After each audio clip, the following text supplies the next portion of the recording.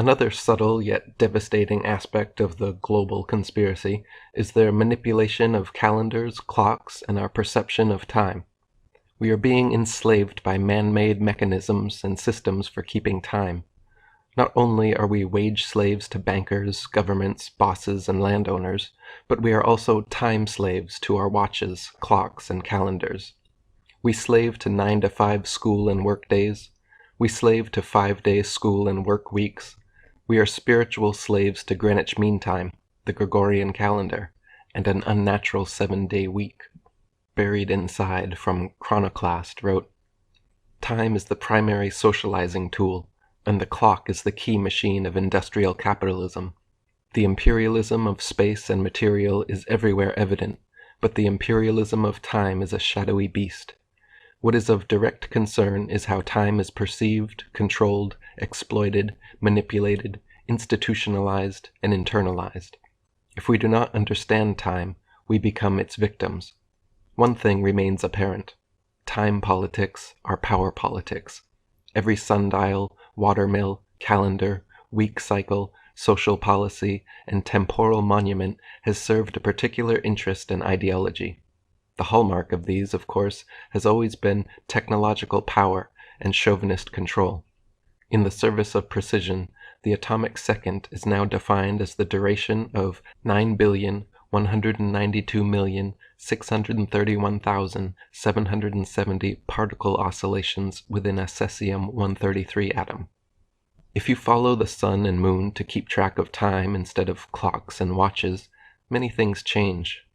If stores open at sunup and close at sundown, managers cannot anally enforce punching time cards. If you tell your friends to meet you at the river when the sun touches the tree line, you naturally, patiently wait for them while watching a beautiful sunset.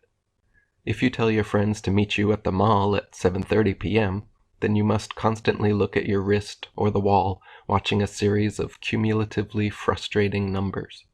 Samuel Macy wrote, "That people can be characterized as wound up, run down, rusty, or going like clockwork is essentially a product of 17th century thought. It implies not only that their work may be accurately measured, but also that their motions can be studied. Given proper incentives, they will follow predetermined and appropriately mechanical patterns. When indoctrinated into meaningless calendars, like the Gregorian and Julian, wristwatches, 9-to-5 workdays, and 5-day work weeks, people most certainly do follow predetermined, mathematically calculable patterns and tendencies. We like to have a drink after work. We like to watch a movie at the weekend. We like coffee in the mornings. We buy flowers on Valentine's Day, and so on. Our tendencies can be calculated and exploited by elites.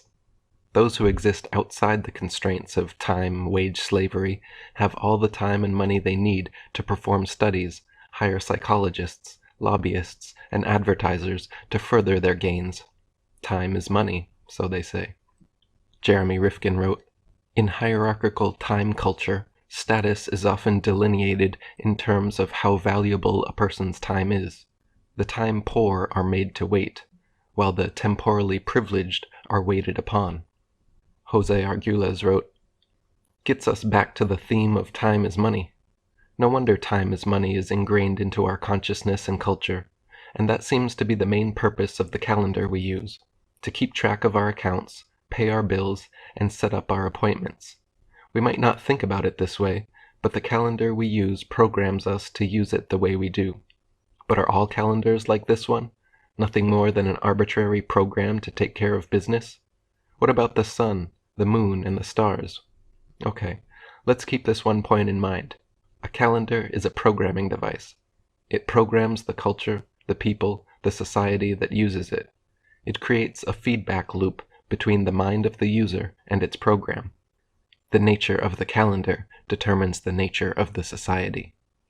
Buried Inside wrote, "Secured at birth and bred as fresh livestock, to the power brokers of hypercapitalism, our lives are on the auction block. Make way for the experience economy. Make way for the access economy. Make way for the new time currency. Welcome it all like the coming of Rome." Karl Marx wrote in Das Kapital that to work at a machine, The workman should be taught from childhood in order that he may learn to adapt his own movements to the uniform and unceasing motion of an automaton. This statement has been implemented into our government and corporate institutions in many ways.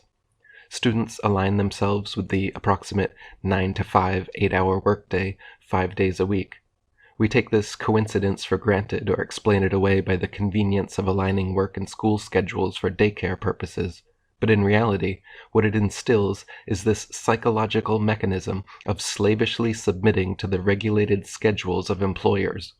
Also, the factory-like seating and positioning of a boss at the blackboard, giving out standardized directives, is a product of the industrial age. Without this long-term conditioning from a young age, would we so willingly sell our lives for minimum wage?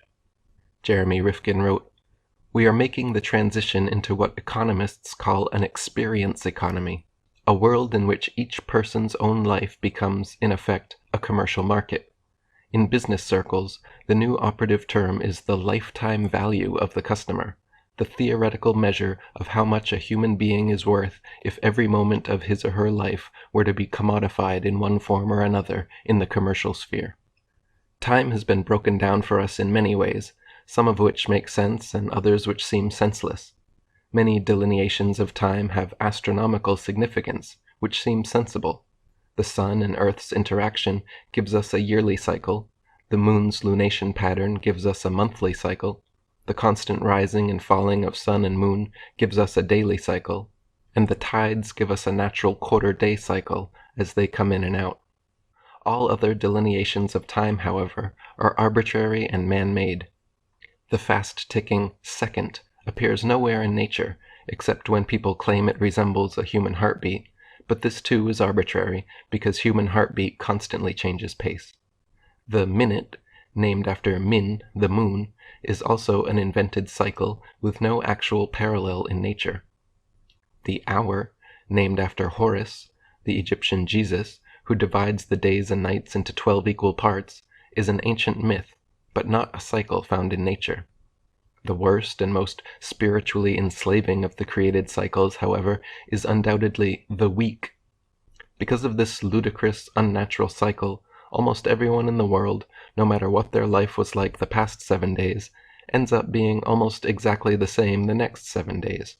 Every 7 times the sun rises and falls, most of the world's population hits the replay button on their life and continues repeating the same pattern and schedule like a skipping record for their entire existence. The worst part is that we have been so indoctrinated into the week system that every little facet of modern society, from schools to paychecks to TV programs, are irreversibly locked in. Jose Arguelles wrote, "Blue Monday, how I hate Blue Monday," is how the old Fats Domino song began. Why is that? Because, of course, that is the first day of the 5-day work week. Fats Domino must have had some clue about time killing us, otherwise it wouldn't have to be Blue Monday. So Monday through Friday, for most employed people, as well as schools and public and government institutions, is the work week. Then comes Saturday and Sunday, the weekend. The work week is ruled by the clock, which is why it is also referred to as 9 to 5. Saturday and Sunday should be soul time, but is it? Well, a little bit. There is Sunday church, maybe an hour or so for the soul, or maybe Saturday synagogue. But what is it really about, these weekends? It's about killing more time. It's sports and entertainment. It's football and basketball and baseball, big time. If you are in the rest of the world, it's soccer, very big time.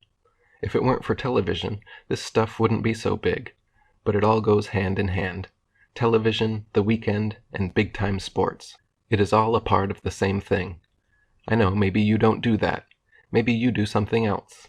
You go skiing or windsurfing. Maybe you go to the movies, or you go dancing, or maybe gambling down at the casino. Or you watch the Discovery Channel, or you take a self-help workshop. It doesn't matter, because then it is going to be Monday again, and the whole sequence repeats. The point is, your whole show, the time of your life, does reduce down to this weekly pattern, and it is killing you. You are putting your soul in a 7-day straitjacket. When the soul suffocates, you only get more bored and need more distractions. Do you see what's going on? You are hardly even alive.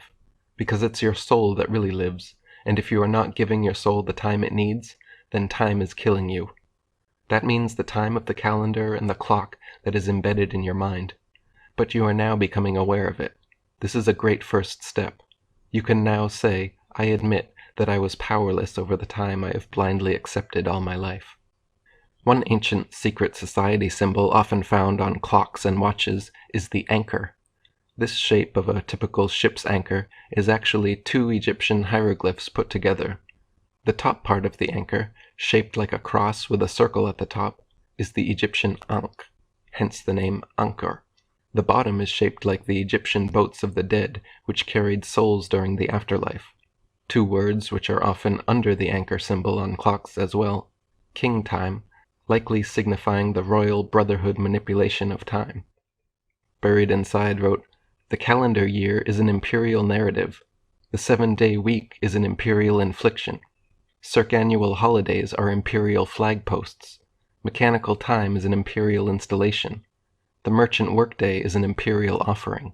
Greenwich Mean Time is an imperial sanction.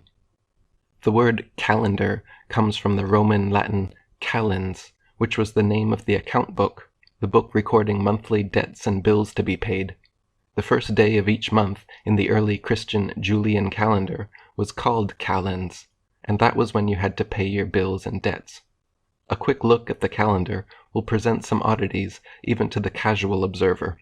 September means 7, but is the 9th month. October means 8, but is the 10th month, and so on.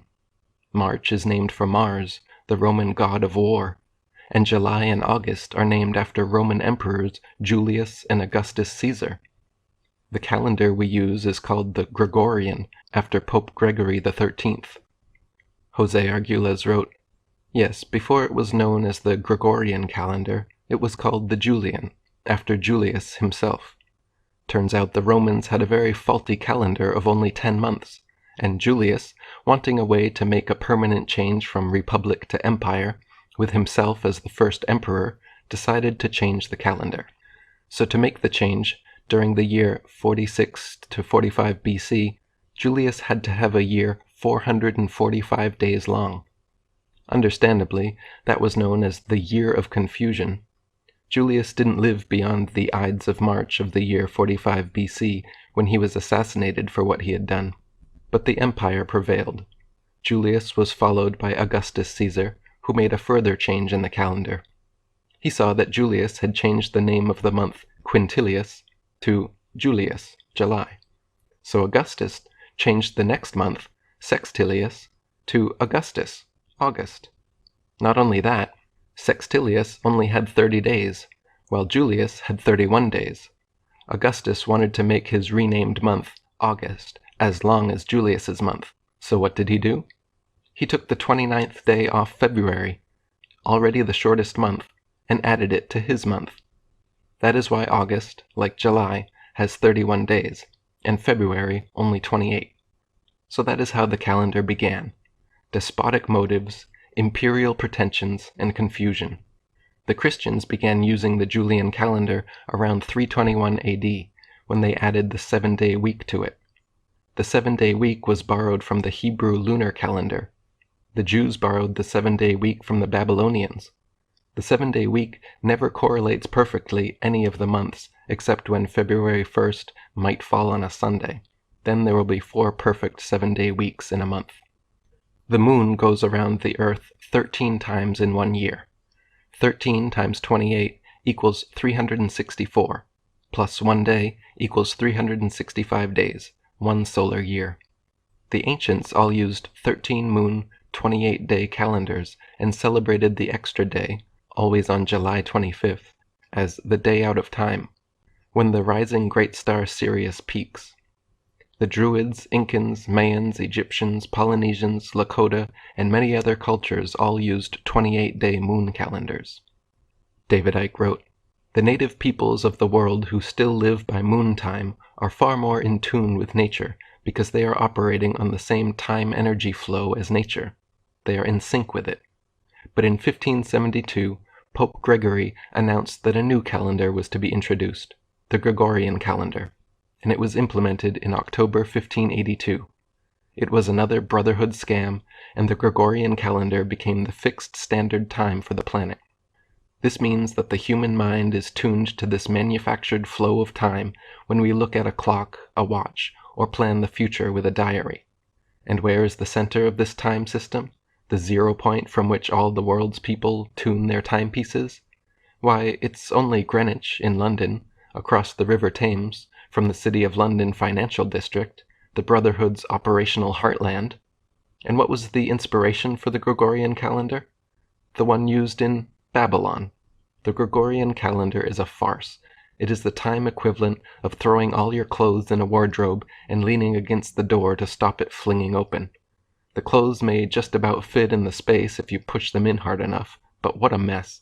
Here we have a 12-month year of 60-minute hours and 24-hour days, with the months so ill-fitting that some are 30 days, others 31, another 28 or 29 every 4 years. Yes, fits like a glove. But a sensible measurement of time was not the motivation. Disconnecting human consciousness from moon time was the idea, and the Gregorian calendar removed the 13th moon. There should be 13 moon cycle months of 28 days, but instead we have 12 months and 12 moon cycles. The Brotherhood hierarchy still operates their calendars to moon time, another reason for their obsession with 13. Jose Arguelles wrote, "On the Gregorian phonograph record, January 1st is part of the program. What plays on January 1st? Well, in this country, a lot of football bowl games. Then at the end of January sometime, you never know exactly when, it is the Super Bowl.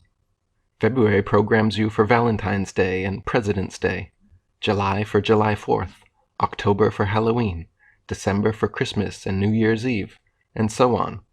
Now September 11th, 9/11, is part of the program too. These are just some of the more obvious examples of how that phonograph record plays during one spin, a year. Every time one of those dates draws close, whole segments of the population respond in pre-established ways.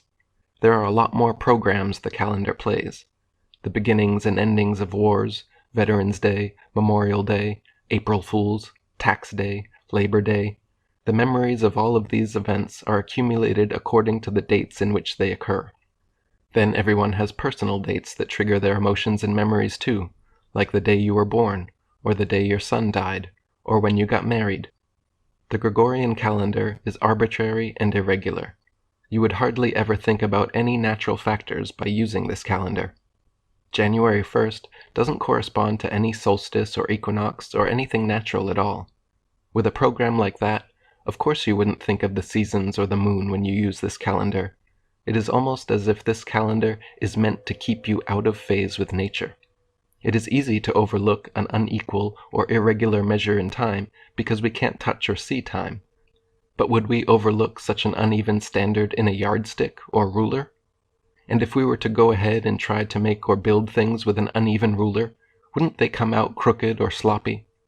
Maybe after a while, we would say, "Oh, that's all right. We've lowered our standard to accommodate these sloppy constructions. You'll get used to it. We've always done it this way." But would you really settle for substandard measures of objects and forms in space? Yet we put up with substandard and uneven measures in time.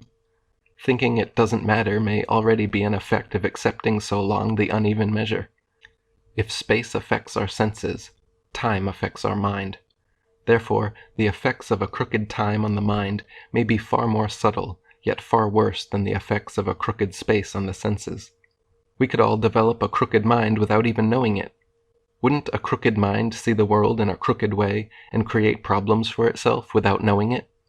Not only that, but we would then think all of our problems come from someplace outside of ourselves. We would always be looking for the problems out there someplace. The female essence has long been associated with the moon, in large part because of women's 28-day menstruation cycle.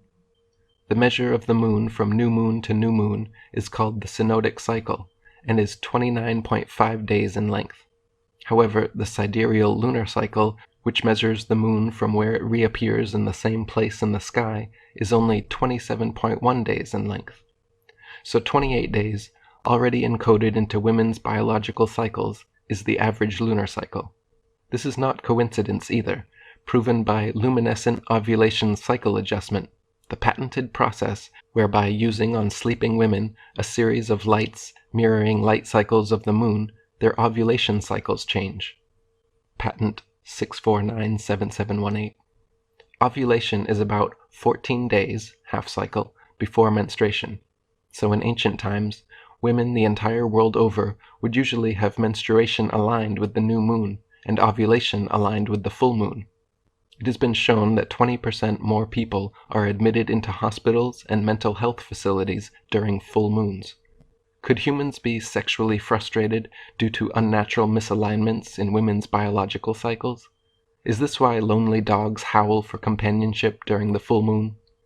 Ancient societies would often hold monthly fertility ceremonies in honor of the moon femininity, but nowadays those who worship the moon and lunar cycles are called lunatics, monsters, and nuts. Those who measure time by the sun's solar calendar find solace. The etymology, again, points towards our illuminated mass stars and their sun worship.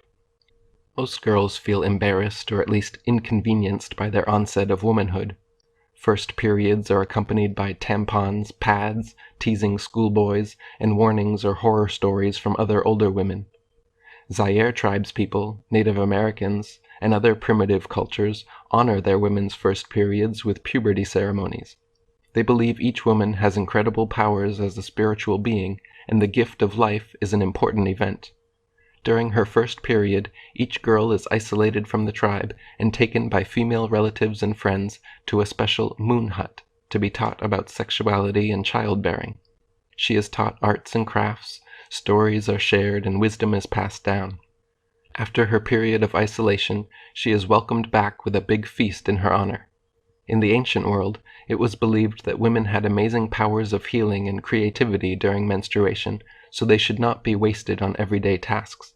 Menstruation was a time women spent meditating and spiritual searching. The ancient Mayan calendar is slightly even more accurate than the Gregorian calendar we use today. They calculated the moon's orbit of the Earth incredibly precisely, 29.528395 days to our current 29.530588 day measurement. They could accurately predict solar and lunar eclipses and had amazing knowledge of astrology and the stars. Archaeologist Eric Thompson asks, what mental quirks led the Maya intelligentsia to chart the heavens, yet fail to grasp the principle of the wheel? To visualize eternity as no other semi-civilized people has ever done, yet ignore the short step from corbelled to true arch. To count in millions, yet never learn to weigh a sack of corn.